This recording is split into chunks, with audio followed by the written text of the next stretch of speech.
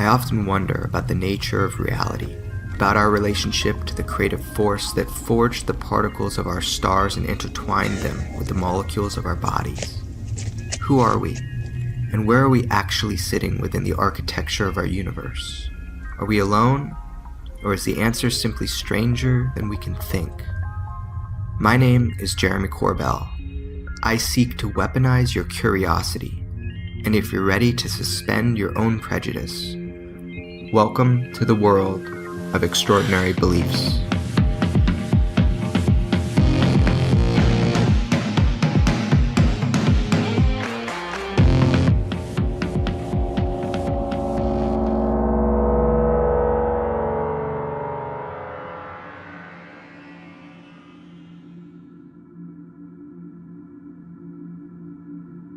I'm a scientist, and when I look at other questionable information or other interesting information, I have to follow the scientific method. And look, it has to be reproducible and with proof. And look, I can't lay out all the proof to make it unquestionably true.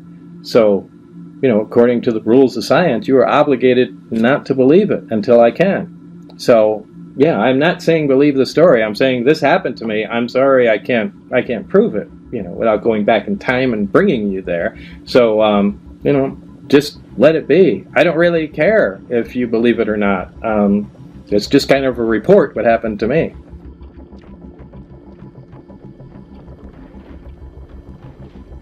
So that's the voice of Bob Lazar. In 1989, Peabody Award-winning investigative reporter George Knapp broke a story that would send shockwaves throughout the globe. The basic premise that Lazar, a former Los Alamos scientist working out near Area 51, was given the specific task of reverse engineering extraterrestrial spacecraft for the United States government. The audio you just heard was from my first physical meeting with Lazar. It was unplanned, unexpected, and somewhat daunting. I had years of questions for a guy notorious for not answering them. So if you are not familiar with the story of Lazar, it's time to do some research. His story is extremely important. People have referred to Lazar as the Snowden of ufology.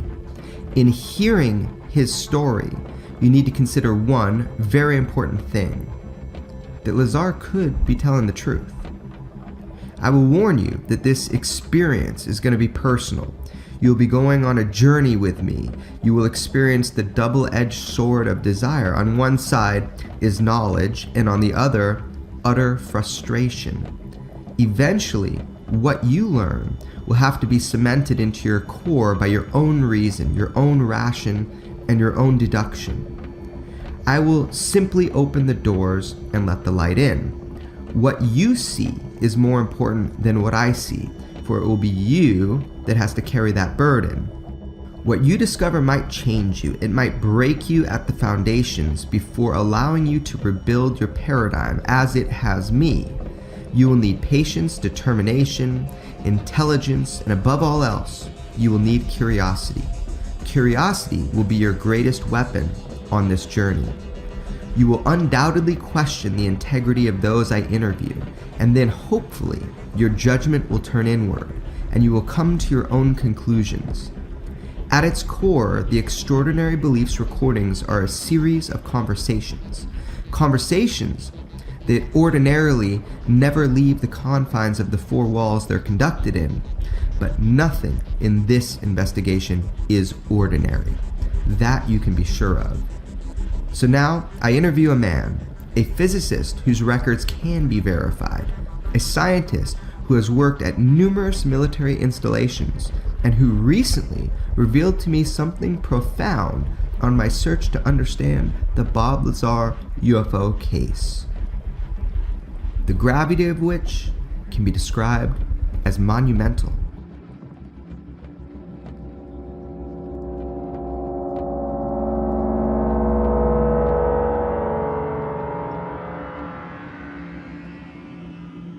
What's your name and what do you do for a living? Dr. Krangle, and I'm an engineering physicist. We're in a laboratory right now. Can't really describe it, so hopefully we'll be able to film here one time, but it's in a very impressive laboratory. It's a real laboratory with a lot of interesting gadgets, which I cannot even fathom what they're used for at this time. And where are we right now? What state, where are we at for the audience? We're in the state of confusion. That's always the case. In my laboratory in Albuquerque. How long have you been in the Albuquerque area? About 40 years. So not that long. Yeah, not that right. I hated the place so much after I got stationed here that I stayed for 40 years just to make sure I hated it that much. Before we talk about why I got introduced to you, if you had to go through kind of your life phases, you've mentioned a few to me, being that you were in the Air Force, flying helicopters, and now you find yourself as an electronics engineer who does calibration for a variety of agencies. What would be the major phases in your life if you had to label them? You mean as I've been an engineer since high school, as far as mentality, and of course, by the time you get a degree, now you're an official engineer. That's never changed. The Air Force was just one of those things that I won the lottery, the draft, and couldn't refuse the prize. So that was a hiatus from engineering. But otherwise, it's been engineering, science and engineering. Okay, so that has been your focus since the beginning, and you had the hiatus through the military flying helicopters, which I thought was pretty cool. In your professional capacity, so what are the benchmarks? Like, you got a degree, where'd you get it from? What was the degree? What were the different benchmarks of employment as far as your experience? Like, what can you tell me about your history of? Well, my bachelor's is from New York Institute of Technology. My doctorate's from MIT. And no sooner I got my doctorate, I got drafted. So, 5-6 years in the military. And when I came out of the military, I had this vision of I was going to be an engineer with Hewlett-Packard or Tektronix, rank and file, staff engineer. Well, when I came out of the military, which was in a recession, not only they weren't hiring, they were firing thousands of my peers and colleagues. So it was either deliver pizza, drive a taxi cab, or open up my own laboratory. So when you get a doctorate at MIT, do you physically have to go to school on campus there? Yeah. Okay, you do. And how long is that process of getting a doctorate? About 4 years. So you spent 4 years at MIT? Yeah. I think you might know who I'm starting to talk about, but it's Bob Lazar. He told me about that he got a degree from MIT, and he's told everybody that. He stands by the story. The thing is that factually it's hard to prove that because he's not in any yearbooks or anything like that. Okay. Yeah. Well, if you're going for a graduate degree, you wouldn't be in any kind of yearbooks. That's for undergrads. The class of, the class of 70, the class of 71. That's an undergrad getting your bachelor. When you're up there getting a graduate degree, you're not like with a class. So like a master's or something? Right. Really? Right. You're Okay. in there as you're in there as an independent. There's not like a class of 70 for your masters. Okay. So what years was it that you went to school there for your doctorate? 69 to 73. 69 to 73. So, I mean, significant amount of time, 4 years, went to school on campus. From there, what was the next kind of major step for you in your career? Well, that was where formal education stopped, at least in engineering and science. There was a formal education of becoming the Air Force, stand-up, straight guy, officer, with a properly trimmed mustache and the shiny shoes. That means you're a super troop. Doesn't mean whether you can do your job or not. You've got shiny shoes and a properly trimmed mustache, you're a super troop. But when I came back from Vietnam, they stationed me in New Mexico. I complained and thought I'd been placed in the world's worst. I asked to be put back on the East Coast, home, family, friends. And when I screamed and bitched a little bit about it, the Air Force's answer was, again, keep in mind I came back from Vietnam, the Air Force's answer was, well, you're 14,000 miles closer to home than you were last week. How do you argue with that kind of impeccable logic? Yes, but I'm still 2,000 miles from home. But somehow it stuck, because that must have been about 40 years ago. It was about 40 years ago, and came to the realization, wait a minute, hiking, camping, I'm a gun collector, I enjoy shooting. No license, no registration required down here, and golly, from Albuquerque, you drive 10 minutes in any direction, and you're in wilderness, you can shoot to your heart's content. I'm in heaven. And starting a laboratory, I couldn't have started a laboratory in New York. The big fish would have swallowed me before I had a chance to get off the ground. Where a laboratory here, again, it's a much lighter economy. We're kind of this cultural little mecca within a giant poverty pocket. And the technological mecca is, Sandia Laboratories, Kirtland Air Force Base, Kirtland Air Force Weapons Lab, Los Alamos Labs, White Sands. I mean, you won't find that in New York. Can you tell me some of the laboratories that you have done contracting work for? Pretty much all of them. Can you list them? Because I don't know them, and some of the listeners won't know them. Air Force Weapons Lab, Sandia Labs, several different areas at Sandia, Area 5, Area 3. Los Alamos, I've been up there. I've done work with White Sands. I've been out even as far as California, where China Lake is, Ridgecrest. I've done some testing out of China Lake. One of the things that I do is a company will call and say, we want to do this test project. How do we set up the test? We want to measure, X. How do we, what equipment do we need, and how do we set that up? And that's the gap that I fill. One of the reasons why I was introduced to you was because you're not into this world that I'm investigating that includes ufology, advanced propulsion systems. But one thing that I was told was that not only did you have some work that you did at Los Alamos, but additionally that you somehow met Bob Lazar. And so before talking about that, can you tell me, what is it that you have done at Los Alamos, what time frames, or whatever you can tell me about that? I've done contracts up at Los Alamos pretty much all through the 80s. I still do contracts with Los Alamos. Not as many as used to, but I still, have some contact up there. But all through the 80s, I was doing, design project this, or, a kind of an ancillary engineering. Their engineers have been beating a problem, and sometimes you get too close to the problem, where you can't see the forest for the trees. So they bring in people like me as an outside contract to take a fresh look, see what's going on. Though the equipment that I may have been working with might have been on some high security something or another that they'd have to kill me if they told me what it was. But an amplifier is an amplifier. A signal generator is a signal generator. What you do with that equipment, that may be classified, but the specific piece of equipment itself is not classified. It sounds like all throughout the 80s, you were able to physically go to Los Alamos to work on X, Y, or Z, whatever project they may have. So you were a subcontractor, is that what you call it? Right. And the specific area of focus that you focused in on was, how would you describe it? Instrumentation. Instrumentation.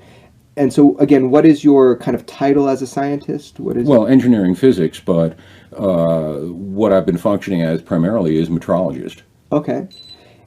Not to be confused with meteorology. I am not the weather guy. No, I got it. What's the difference? Go ahead and tell the listeners. Metrology is the science of measurements. Meteorology is the science of the weather. I can control the instruments. That the meteorologists, they're on their own. They can't control the weather. How about mesmerology? What's that? Okay, so as a scientist, you go and you're subcontractor throughout the 80s at Los Alamos. So you were obviously allowed. Were you given a badge ever to get in there, or how did you? Yeah, you get temporary badges. A visitor badge or a contractor badge, which those badges have a life. There's an extinction to them. They might be good for a couple of days or a week, but it's never a carte blanche pass like the employees have. And so with these visiting passes, did they always take them back from you? Were they paper? Were they plastic? What were they? Well, the early days they were paper. As they progressed in their own technology, they became plastic. And yes, now they have pictures on them and a little barcode and a little magnetic strip reader. When did they start having pictures and barcodes on them, from your memory? Probably within the last 15 years. But back in the 80s, no, it was a handwritten slip of paper. Okay, and then if you did have an ID, let's say around 1984 or something like that, would it have had your picture and a barcode if you were a permanent employee? I don't think I've ever looked at what the permanent employees look like. I would suspect it would probably be something that would, like a driver's license that would fit in a wallet. But to be honest with you, I don't think I've ever looked at one of the ones that the permanent party had. Yeah, I'd be just curious to see, and I've been shown a couple. And do you have any of the badges that would they let you keep them? I'll bet you, if I dig into some of my, I am not a hoarder. I'm just taking you back 30 but I'm years. also not. I keep stuff that anybody else would look at and go, "Why the hell have you still got?" Right. Okay. And I'll bet you, if I look back in some file somewhere, I can probably find some of those, day passes or week passes. Yeah. And do you, like, for example, you graduated a doctorate at MIT, you spent 4 years of your life studying there. Do you have that diploma, like, on your wall or something? Or? That hangs very proudly in my safe. You get a degree like that, you worked hard, you got it, you have it, but what you're saying is what's funny is it's in your safe, it's just... Well, getting the degree, that's when I do lectures for engineering, with engineering students, getting the degree is the same thing as somebody going to school to get a degree in art. Well, you can have a degree in art, that doesn't make you an artist. Right. My litmus test for the engineer is, how many patents have you got? Gotcha. How many things that are out there in the world that you can point to and say, that's there because I did that? Gotcha. And so let me ask you this is, what was the first memory that, because it was introduced to me that you had run across Bob Lazar or worked with him at Los Alamos somehow. What was your first interaction with Lazar, and where was it? Well, it wasn't much of an interaction. It was, one of these things, meetings, and like security meetings. You have to go to that once every week or couple of weeks. And they give you the usual briefing about, don't talk about what you're doing, don't talk about what you see. So Lazar, who's kind of, if you've seen him, he kind of stands out. Frankly, I think he looks like Hawkins. He has that same British Norman facial structure. Anyway, that's we didn't work together, but cafeteria kind of thing. You pass him in some of the commander's call, if you will. Meetings. You pass him. So yeah, he was up there. We didn't work together. And about what year was it that you remember seeing him? To pin it down, certainly in the 80s. Probably earlier than late 80s, but if you try to pin me down to a specific year, month, week, right, this is not something that you've obsessed about over the last 25, 30 years. This is like, I'm asking you out of the blue here, when did you work there, all this. Yeah, of course you're not going to have the specific dates, but you're pinning it down to around that time period.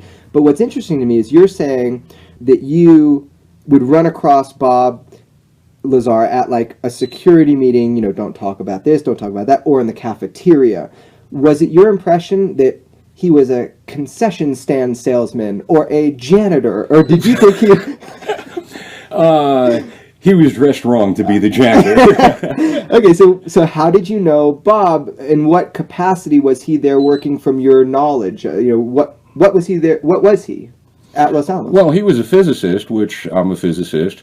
We kind of recognize each other. It's the classic, pocket condom with all the proper different colored pens. So that's, he fit that mold. If nobody would have told me he's a physicist, one look, he's a physicist. He's properly dressed in geekdom. Okay, but did people tell you who's a physicist, or was that ever explained to you? In some conversations, that somebody would be talking about what somebody was doing, and they'd point over, oh yeah, that's and that's him over there. What was your impression of what Bob was doing at Los Alamos in the 80s? Well, at the time I was there, I really didn't know what specifically Bob was doing. We didn't work together. Mm-hmm. We simply crossed paths, at least in glancing view.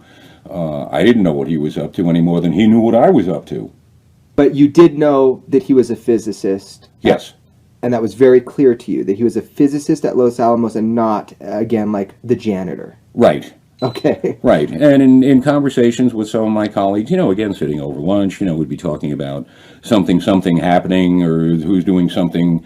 It's okay to talk among yourselves. You're just not allowed to tell your wife or your kids what you're doing. And somebody, oh yeah, that's Bob over there is working on something project. Uh-huh. And so did you get any other impressions? I mean, you've described kind of him very well. He's got the Hawking's face. He stands out. He's got the pocket protector. He's a physicist working at Los Alamos. Is there anything else that stood out about Bob? Yeah, one of the fellows was telling me about him building a jet car. And that, since I'm a sports car nut also, the shade tree mechanic, that kind of, tickled my fancy. It's like, oh, I'm not the only loony in. Yeah, he did in fact build a jet car. There's actually that magazine when that was put out through Los Alamos, the Los Alamos something. It's like a journal. Oh well, it's not it's like the base newspaper. Right, and Yeah. so there was this front cover image of him with his jet car on it. Oh really? Yeah, one time. So that's kind of part of the story of Bob, or the lore of Bob, is that if he didn't work there, how is he on? I don't remember what it's called. The Los Alamos something. The Los Alamos Monitor, I think is what it's called. And it's the base. The Sandia has the same thing. Yeah. Kirtland has the same thing. It's kind of what's going on. These days, it's more family oriented. There's a lot of stuff about where the pool parties are and all that kind of thing. But there's a little bit about who stands out. Employee of the month kind of. Right. So people say that like he's not a scientist. That's like the big thing. Lazar's not a scientist, right? He was hired by Kirk Meyer to go out to Los Alamos. He's not a scientist. He's a lowly subcontractor that did nothing in scientific capacity. How would you respond to that? Well, I don't know if he was, again, just like I was a contractor up there. I don't know if Bob was a official employee of Los Alamos or if he was up there as a subcontractor, but he was up there. And would that really matter, or you could still work on science projects? Oh, absolutely. Yeah. I mean, what I'm gathering from you is that you saw Bob Lazar on a number of occasions up at Los Alamos. People pointed him out to you as a physicist, but you would know that from a mile away, that he was obviously not there cleaning floors, that he was a physicist like yourself, and you are a MIT graduate, 4 years doctorate, and you were a subcontractor going up there, never fully employed by Los Alamos, and you were doing cool scientific work up there, I imagine. Fun stuff. Yeah. And and Bob, certainly, that's like we talked about with the jet car. It's the curse of the breed. You may have a degree in electronics, but you're going to dabble. That's the what an engineering degree is? That's a license to mess with anything and everything, and we do. It's so fascinating to me to talk to somebody who's not, drank the Kool-Aid, knows the whole story, and is really into it, and just says, I worked there, I saw Bob, he stood out to you somehow. And I understand how Los Alamos would blackball him. He committed professional suicide. In what way? By doing that video that he did where he was talking about the craft that he'd had exposure to. He went into quite a little tutorial on how an matter-antimatter engine might work, which is how they would get enough power and energy in that craft to do what they wanted to do. And he broke the code. He broke from the fold. He talked about it. That's it. That's a death sentence. And why is it a death sentence? Within that security community, you're not even allowed to tell anybody what time you go to lunch. That's just that mentality that's up there of don't talk about what you do. So from what you understand, by Bob publicly talking about his experience with the work that he did, not at Los Alamos, but south of Groom Lake, he was committing a sort of professional suicide because you get blacklisted for doing that. That's right. Saying. So you've been told in your work, obviously, you can't talk about this, and you didn't, and that's how you maintained your. If you want to make a living at your profession, then you follow the rules. I would love to know, have you ever heard about a sub base south of Groom? I mean, I called the base. I know for a fact it exists, but it's called S4. Have you ever heard about that? No. Never. Would you tell me if you had, or could you not tell me? I would at least, if I'd heard about it, I'd let you know. If I do anything further than that, I'd have to just shut say, my mouth. Yeah, I got you. And that won't get me blacklisted. right, and that's the main point, right? So okay, basically what he did, and I find that very interesting. You say he committed professional suicide. Is that something that you found out about, or how did you know that he did that? How did it come to your understanding that he did that? A friend of mine gave me a copy of his tape. All right, and then that's how you knew. And I watched that, and I certainly recognized him. From Los Alamos. From Los Alamos, yeah. And it's like, okay, I got to sit back and see what he's got to say. technically, I think he was correct as far as his description of how things might work. Are we capable of doing that technology today? No. Bob says absolutely not. Bob says absolutely not, we're capable of doing that. No way. Well, it's that whole matter-antimatter thing. I mean, to be able to make a little piece of antimatter and contain it is a real problem. But theoretically, what he was describing could be very real. Yeah, so that's interesting. There's one thing, which is that the material science itself, he said, it's like dropping an iPhone in the wagon, days. He says they told him, can we make this with what we've got? And his answer was, no, we can't. So that's why he said back engineering. At first, he didn't believe it was non-human technology. At first, he thought it was the coolest shit in the world. He thought we were flying saucers. We were flying them, right? And then he realized they're asking him to back engineer it. Yeah, reverse engineer something that didn't come off the Hewlett-Packard or Tektronix manufacturing line. Right. And so that was kind of like, his wake-up call that this was something weird was going on. But so I guess what I'm fascinated about is when you saw that tape, I mean, you had seen Bob at Los Alamos. You knew him as a physicist there and a scientist. He wasn't the concession stand seller. No, he wasn't the guy with the kiosk selling candy bars, no. Right. So he's a contemporary of yours in the same field as a physicist and engineer. And you see him on this tape, and he's describing this science. Now, a lot of people say it's gobbledygook, what he says about the science, that none of it's real science, that it's gobbledygook. Bob says, look, I'm trying to explain it to you in the way that you will understand it very simply. Well, if you're trying to describe it, something like that to the public, you don't do it with a bunch of exotic math.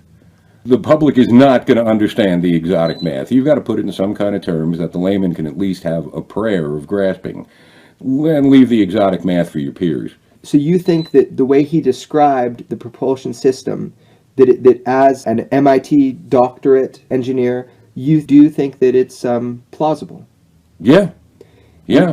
Have we done that yet? Does it exist as something made by us yet? No, but the theory is there. I mean, was it Galileo that designed a helicopter? Oh, it was Da Vinci. Da Vinci. Yeah. Okay, Absolutely. well, but could they build that helicopter back? Well, no, but was the theory right? Yeah, you bet. One of the things that Bob talks about is that the element 115, which is stabilized, which he said had to have been mined somewhere. He says, it would take too much energy to create even the number of atoms that you need. But that was the main part that worked in the reactor, was this highly machined piece of element 115, as described by Bob. And it was actually machined at Los Alamos. They didn't know what they were working on machining. It had to be put in these really thin slices and then cut into triangles. Now, this is what Bob claims. What do you think of it? Do you know about this, and what do you think of it? When you're talking about it was highly machined, a machinist doesn't have to know what it is he's cutting. You maybe have to know what the hardness of it is, but he doesn't have to know what that's going to be used for. You give a machinist a print to fab. Here's this chunk of metal. Cut it the way the fabrication sheet says it ought to be cut. So the machinist doesn't have to know anything more than, I made this triangle. And what's interesting is that Bob even knew the code for transport. They obviously didn't write element 115 on the boxes, so they called it LA 1000. And that was the shipping code back and forth from the base where it was used to Los Alamos to be machined. Oh, really? Yeah, it was interesting. So like all the pieces are kind of coming together on that. But I guess the pertinent part of this here is, did you have any verbal conversation with Bob at any point? And you said yes, later you did. Yeah. Can you describe that to me? Well, we chatted. It was after he was gone from Los Alamos. He had a company here in New Mexico, not in Albuquerque proper, but over in the East Mountains, United Nuclear. And my first actual verbal contact with him was, there was a company up in Santa Fe, Eberline, who used to make Geiger counters and atomic probes. They left, and they had a pig that was in the floor. A pig is a lead vault where the radiation source resides. They left the pig, and they left the radiation source there. Well, the company that bought that building didn't really want to glow in the dark. So a friend of mine gave me a call and said, who do you know?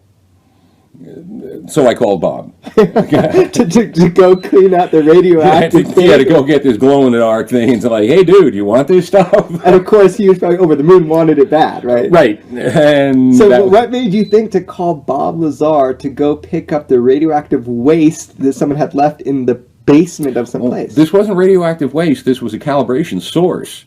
So that you can test a probe to say, you know, it reads in this way when exposed to this material. But they left it there. So I knew, again, through conversations with peers and colleagues, I knew about Bob being over in the East Mountains and his company, United Nuclear. And it had been rumored that, you know, that's what he's doing, is selling radiation sources, you know, little samples. You know, you can get these little pucks with a piece of cesium or a piece of tritium, you know, to check Geiger counters. Well, that's, if anybody knows how to handle that stuff and knows what to do with it, sounds like he's the man. So I gave him a call. Wow. And so, I mean, it's fun. And we chatted about his jet car, and we chatted. What did you talk about?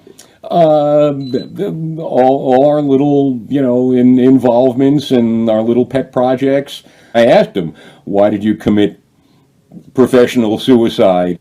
He said it was information that he really wanted, he really thought the world should know. Wow. And I asked him, did you realize what that was going to do to you as far as, you know, your ability to function within? And he was kind of, well, yeah.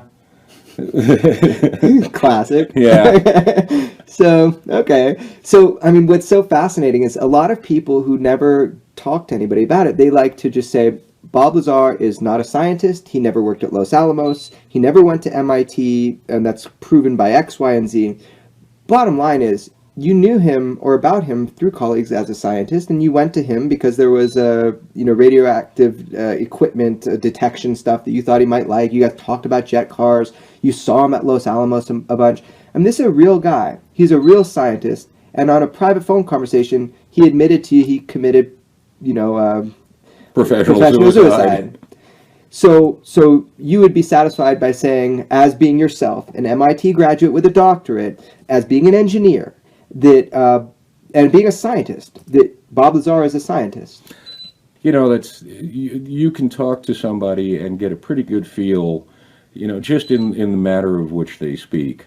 Is this guy educated or not? And educated doesn't necessarily have to mean formal. I've met several people that were self-educated that would probably blow the doors off of, you know, most of the formal educated people. They've got a lot more horse sense. One of the things formal education does is try to teach you what you can't do. It's the guy that's self-educated that nobody told him he couldn't do that. That's why he went ahead and did it. Right. George Knapp, who's my mentor in journalism, he says, left field Bob. You know, that Bob comes from the left field, the problem solver Bob. That, like, you know, his talent is kind of, you know, taking something that other people are kind of scratching their heads about and come from a totally different angle and find solutions. The new approach, the fresh look, right. Think outside the box. And it also seems, I mean, just sitting here in your laboratory and hearing your stories and life experiences, it also seems like you guys are kind of kindred spirits. It seems like that's also your approach to things. I mean... Absolutely. Yeah. Yeah, I've been the rogue all my life. And you're known for that, in fact. When I was young, I was ostracized for it because I hadn't established my position in the pecking order within the discipline of the science. Now that I'm old, you know, now it's a respected trait. You know, just like grandpa is okay to mumble and grumble, but if you do that when you're in your 20s, you're just an annoying kid. What is the best? I mean, I guess what I'm searching for here is, I believe Bob. And I have reason to believe Bob. It's not because it's a blind faith like religion. You're just like, oh, it sounds cool, so I'm going to believe it. All the evidence has suggested that he's A, telling the truth completely, and B, that people try to smear his name and try to demote his scientific abilities in people's minds. If you break from the fold, look at Snowden. Had Snowden not done what he did, he would be the great kid that's doing the intelligence gathering, and so, but he broke from the fold. So suddenly Snowden is this terrible, you know, the government can generate your weight in paper, If they like you, your weight in paper says you walk on water. If they don't like you, your weight in paper says you're the Satan child. So, you know, and Bob is essentially the same thing as Snowden. He broke from the fold. That's fascinating, man. I would like to believe what he worked on. I would like to believe that story. Again, the scientist in me says, if I can't touch it, feel it, sniff it, smell it, weigh it, measure it, come back and do the same thing tomorrow and get the same results. So I can't prove or disprove what he'd worked on. As far as what he describes, and as far as the theory of how what he describes could work, I think he's spot on. I wish I saw that same something.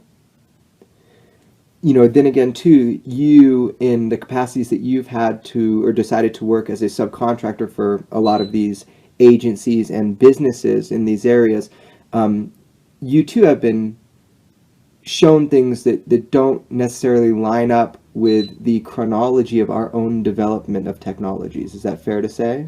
That's fair to say, but we're not going to say any more about it. Yeah, right. Understood. Exactly. Understood. I'm not going to break from the fold. And you know what? I guess what I'm saying is, I'm not ready to commit at this point professional suicide. Maybe in a few years after I'm retired and it don't matter anymore. Okay, well, you make sure to call me on that. but there is something that you have experienced that probably leads you to lean towards the idea that Lazar is credible.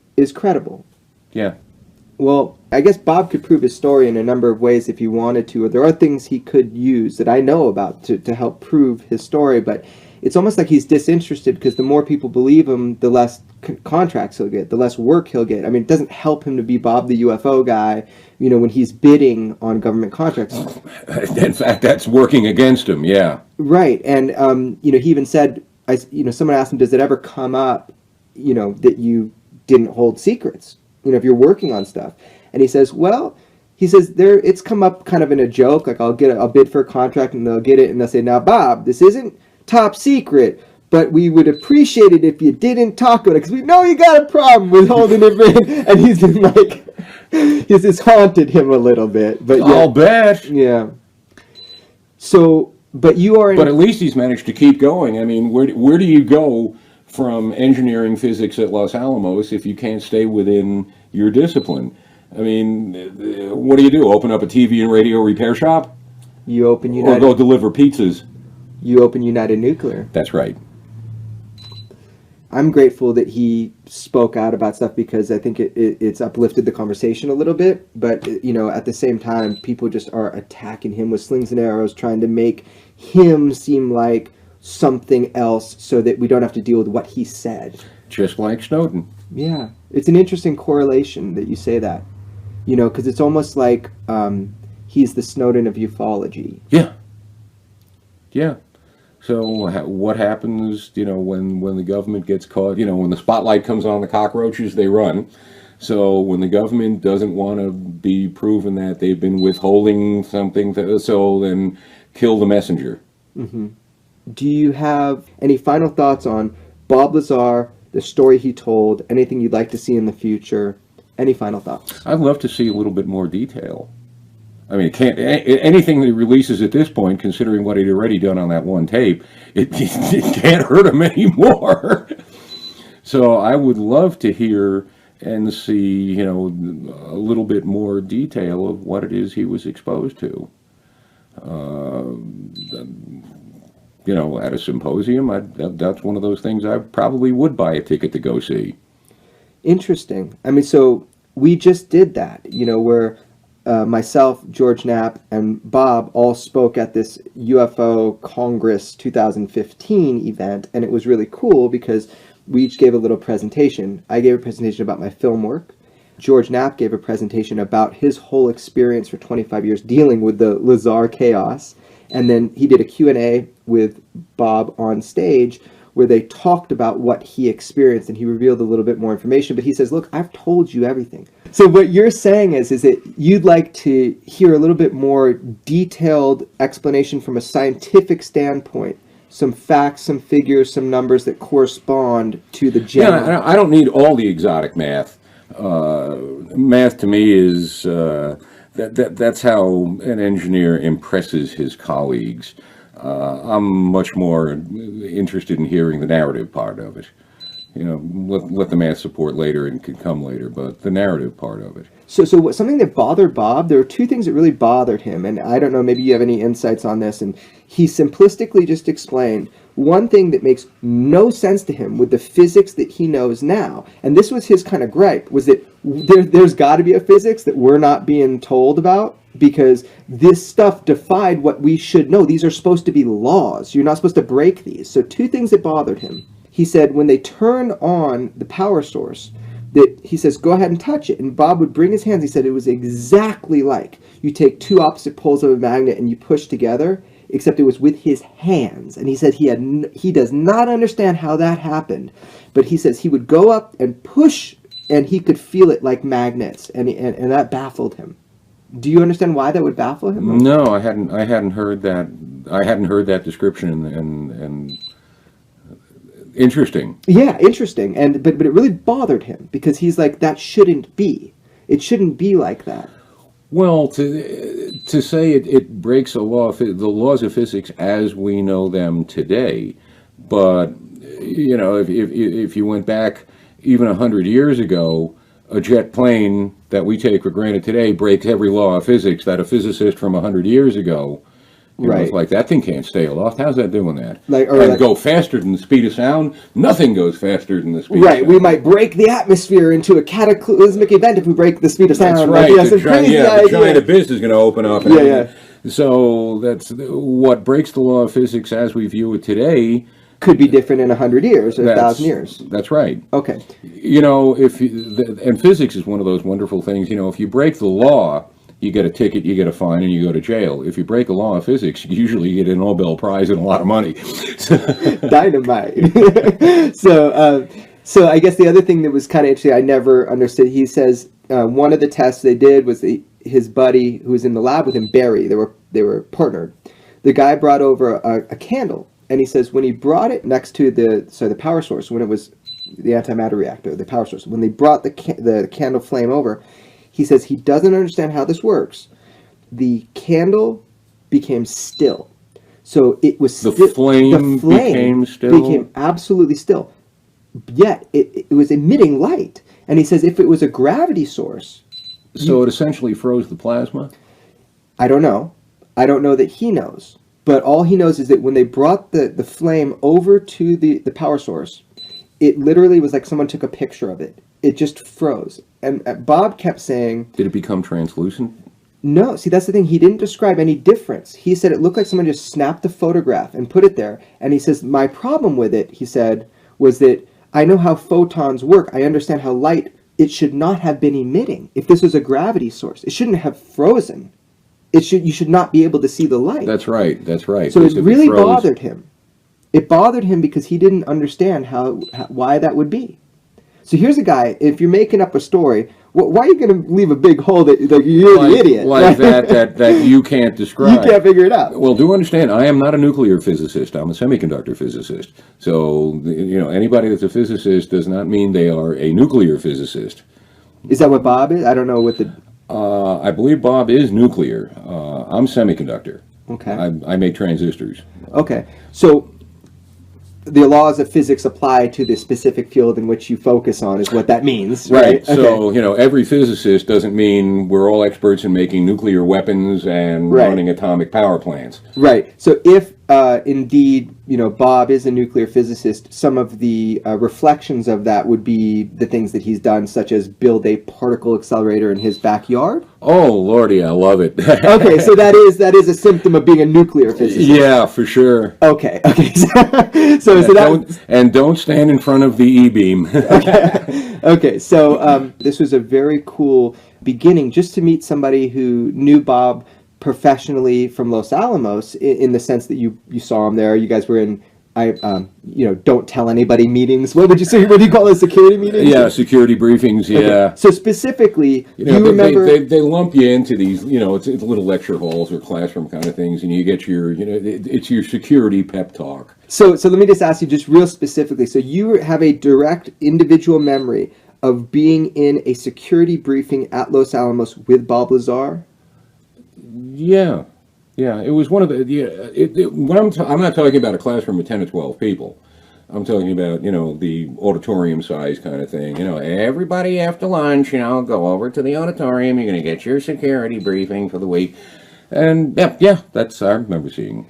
And so that, that just, why would he be there if he wasn't working in capacity where that was important? Yeah, I don't think they bring the janitor into, Okay, because I just want to kind of demystify that once and for all. The fact that you're there at a security briefing at Los Alamos and you're not even really into all this stuff, but you knew Bob, that's big. That's big for me because I spent a lot of my time and effort trying to figure this out. So thank you for telling me your experiences. It's been fascinating. I wish this was film so people could see your laboratory. Go walk through Frankenstein's playhouse? Yes, it is absolutely fascinating in here, and thank you for your time, and I hope to continue the conversation and the dialogue. I'll have a lot more questions after I re-listen to this. Very cool. Excellent. Okay.